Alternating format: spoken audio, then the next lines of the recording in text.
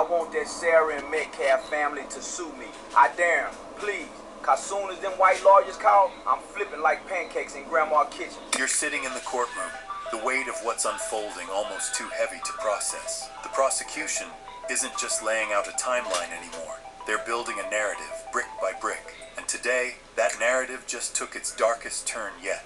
A state investigator takes the stand holding a thick file. It's the contents of that file that make the gallery fall completely silent. These aren't just phone records or financial transfers. They're text messages, the final digital exchanges between Carmelo Anthony and his parents, just minutes after the fatal stabbing of Austin Metcalf. The prosecutor clears their throat and reads the first message aloud. It's from Carmelo's mother. "Get rid of it. We'll figure out the rest later." A gasp echoes through the room.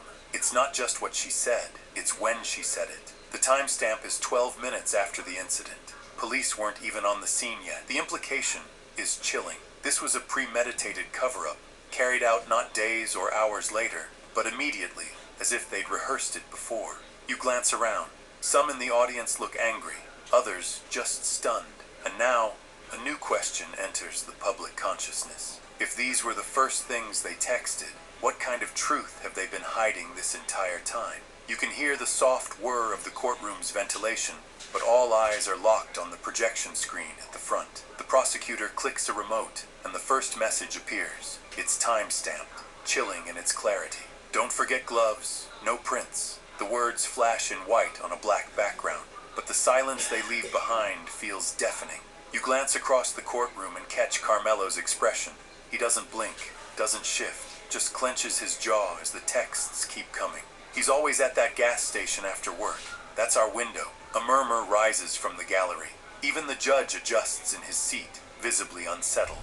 The camera zooms in on Mrs. Anthony. She grips the edge of the table, knuckles white. Her attorney leans in, whispering something, but she doesn't respond. Her eyes are glued to the screen, like she's reading those words for the first time, too. On the other side of the room, Austin Metcalf's parents exchange glances, one shaking their head in disbelief. Then the final slide appears. It's a short message, simple. "This ends tonight." Gasps ripple through the room. The text was sent at 6:42 p.m., the exact hour Austin was killed. The prosecutor turns toward the jury. "Ladies and gentlemen, this wasn't spontaneous. This wasn't confusion.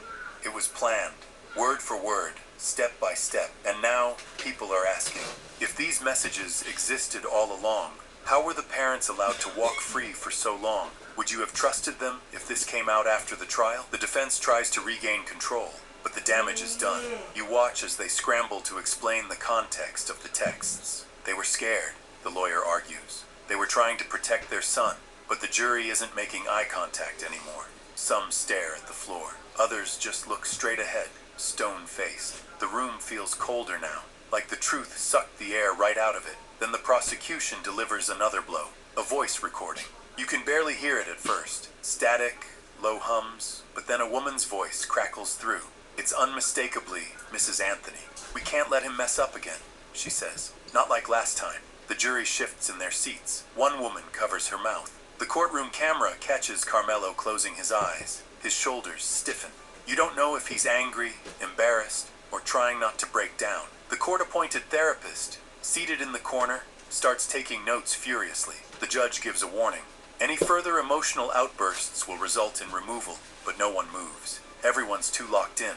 Reporters in the back row type like their keyboards are on fire. Social media is already exploding with reactions. Hashtags like #premeditated and #Anthony trial trending by the minute. And when the prosecution rests their point, they leave the screen frozen on one final image. A blurry photo of the crime scene, zoomed in on Austin Metcalf's car, blood visible on the window. It's not just a murder case anymore. It's a betrayal that spans family lines, courtroom walls, and digital footprints. Now people are asking, if Carmelo knew what was happening all along, why didn't he come forward sooner? And would you speak out if your own parents were hiding something like this? You hear it before you see it. Tears hitting paper. The shuffle of a tissue box passed between hands. In the front row, Austin Metcalf's sister clutches a letter. Her fingers tremble as she unfolds it, eyes swollen from crying. "This was sent to me 2 nights before," she says, barely above a whisper. The courtroom doesn't breathe.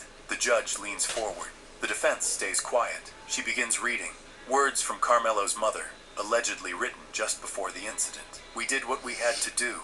No one will understand, but he was always a threat to you." Gasps cut through the silence like shattered glass. The bailiff's hand inches toward his radio. The prosecutor stands, voice steady but urgent. This isn't just emotional context. This is admission. This is intent. The Metcalf family breaks down, mother shaking her head as if trying to erase the moment. Carmelo, seated behind his legal team, stares straight ahead, jaw clenched but unreadable. You can feel the power shift in the room. It's no longer about doubt, it's about damage control. One of the Anthony family's lawyers starts whispering frantically, tapping his tablet, possibly flagging objections or preparing counter-arguments. But the energy has already changed. The words, "he was always a threat to you," echo like a thunderclap. The jury looks disturbed. One juror glances at the ceiling, perhaps holding back tears or fury. Another stares at the letter, visibly shaking his head. It's no longer just a trial, it's a reckoning. And now people are wondering, if this letter truly confirms what prosecutors allege, premeditation, what kind of sentence is even enough for a crime like this? You watch the courtroom fall into a hush as a forensic analyst steps up, holding a printed copy of the final text thread sent between the Anthonys. The printout is stapled, over 20 pages long, and yet the prosecutor tells the jury it's what's missing between the lines that matters most. The lights dim. A projection screen lowers behind the witness box, and the final 30 minutes before the murder are laid bare. You hear the courtroom collectively tense as one of the last texts is read aloud. "Everything's in place. Just keep him talking." The Metcalf family doesn't even flinch. They've heard this in pretrial, but the public hasn't. One spectator gasps. A woman from the gallery whispers, "That sounds like a setup." The prosecutor lets the silence hang for a moment, letting the message burrow into the jury's mind. Then comes a different voice, Carmelo's. In the next exchange, you hear his frantic reply from that night. "Mom, what do I do? He's bleeding. He's not moving." That's when the analyst explains the timeline. The parents were texting each other, not just their son. The exchange overlaps with Jeep's data that places them a few blocks from the scene. "They weren't at home," the analyst says. "They were circling. A shiver runs down your spine. It's not just what they said. It's the coordination, the patterns, the eerie calm in their words while chaos erupted on the ground. On screen, a map lights up, tracing their car's movements in sync with the text pings. And now people are asking, if the Anthonys were nearby the whole time, were they just watching? Or were they waiting for a specific moment? Would you call this parenting or premeditation? You hear a collective inhale ripple through the courtroom as the prosecutor cues up the video. A dim projector casts the grainy footage onto the wall. It's not surveillance. It's not news. It's Carmelo himself, pacing back and forth in what looks like a family kitchen. Voice raised, fists clenched. And then another voice interrupts. It's his mother. "Stop," she says, calm but firm. Then his father's voice, low and sharp. "We already decided. The footage is time-stamped just hours before the crime." Some people in the room gasp when they realize what's being shown. The context becomes impossible to ignore. This isn't just another family disagreement. This is intent forming in real time. You see tension, fear, and, most damning, calm, quiet planning. The kind that prosecutors dream of. Carmelo doesn't look at the screen. His hands are folded tightly in his lap, eyes locked on the floor. His lawyer places a hand on his shoulder, but he doesn't flinch. You glance around and see jurors shifting in their seats. Some avoid eye contact with the screen altogether. Others watch with narrowed eyes. In the far back, one of the Metcalf cousins silently shakes their head, mouthing something to no one in particular. That's them. That's who they are. And now the entire room is asking the same thing. If this is what they were willing to say out loud, what didn't they record? Would you believe it was a mistake? After watching this, like a bruise that hasn't started to swell yet, you watch as the prosecution calmly thanks the judge and takes their seat. The defense team, though, they look rattled. One attorney whispers to the other, flipping through notes like they might find a way out buried somewhere on paper. Carmelo's parents sit motionless, but not emotionless. His mother's eyes dart toward the jury box, then down. His father? Still, no blinking, no shifting, almost like he knows what comes next. The judge gives the room a moment to settle before announcing a brief recess. As the gavel hits, half the gallery remains frozen in place. Reporters shuffle out, whispering into phones. The Metcalf family quietly exits through the side doors, one hand over another, like they're physically holding themselves together.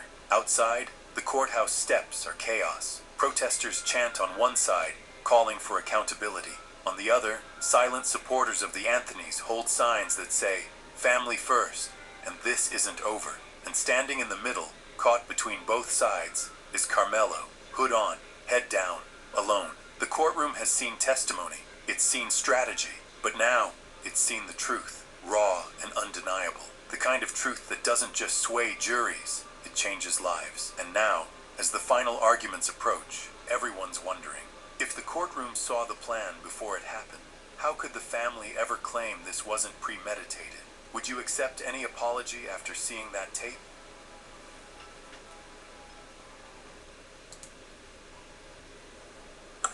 Thank you, Senator Whitehouse. One final bit of